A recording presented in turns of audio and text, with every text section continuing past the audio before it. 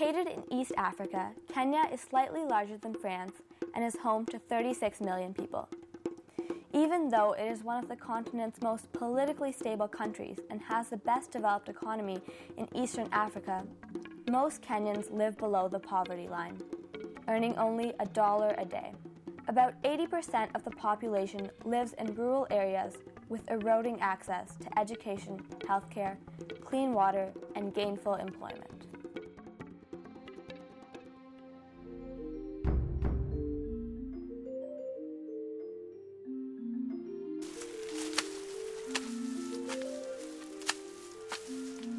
Joyce represents a generation of impoverished young females, struggling to find the balance between overwhelming domestic responsibilities, community involvement, and academic achievement. Considering the looming threat of gender inequality, her goal will be far from easy to attain.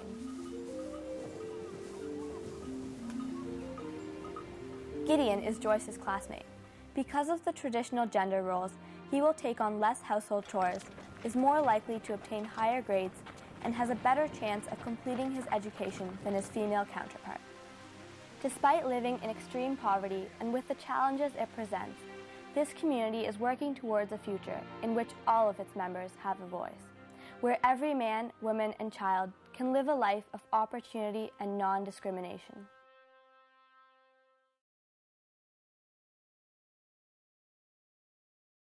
Simon, the principal at a local elementary school, is one of the community members making a difference.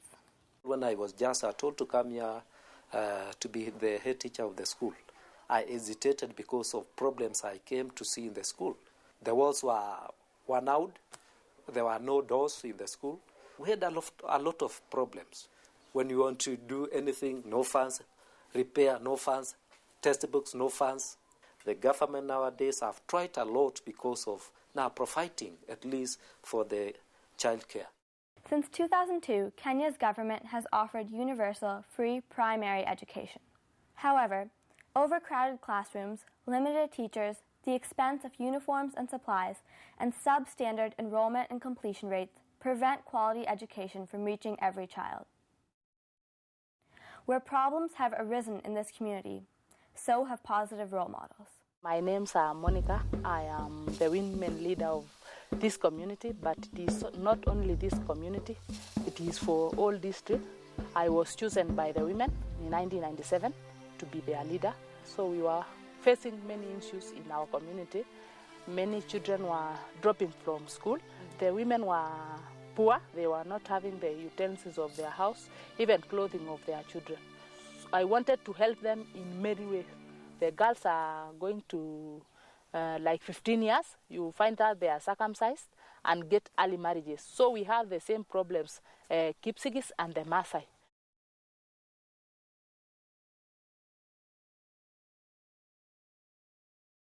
Mostly practiced in rural areas, supporters see the practice as a rite of passage into womanhood.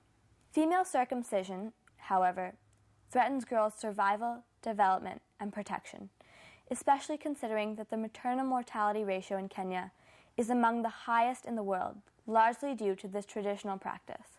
This is something called the leso. I think I will remove it. This is for the leaders now. So we are seeing that it is written, masomo kwanza ndoa baadaye. So they said education first and marriages later. Boisiet neyoe ko boisiet neo kabisa monekaine. Toreti chepyosok ako toreti okot lagok cheu Mercy. Kimioso ko kasarta nekiimi borwek ko kimakingen kele ne, lakini kingokakoit takitari komwowech kolenjech AIDS.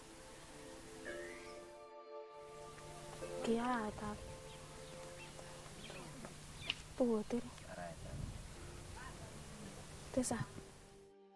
Anna took Mercy in and has been raising her for the last 4 years. Kikonetan kole amakibendi tumdo. Soma.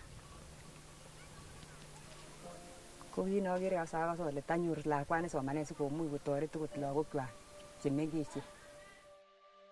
In the best interest of the child, grandparents and other family members often become guardians of children who are orphaned.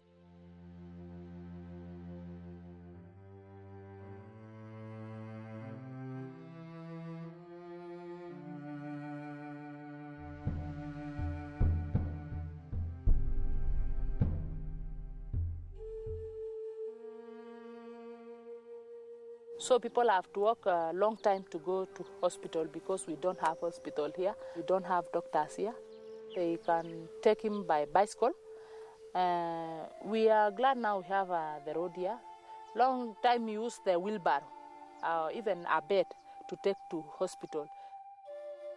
Kenya's health infrastructure suffers from a range of inequalities, one of which is lack of personnel. As of the year 2000, there was one doctor for every 10,000 people. And you see that many people are becoming poor because of hospital bills. Sometimes others are to sell the land, the cows. Others are becoming poor because of these one problems of hospital bill.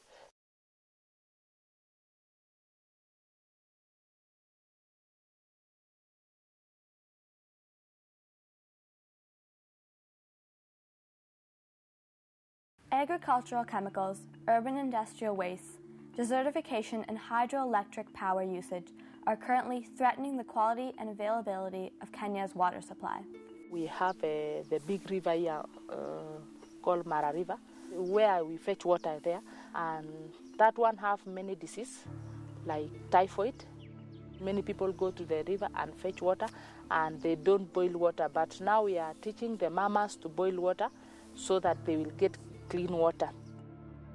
The burden of sick family members usually falls on the shoulders of girls, as they are expected to care for the ill in addition to their younger siblings. Many girls are forced to forgo their schooling due to the expectation that they will take on more domestic responsibilities as they get older.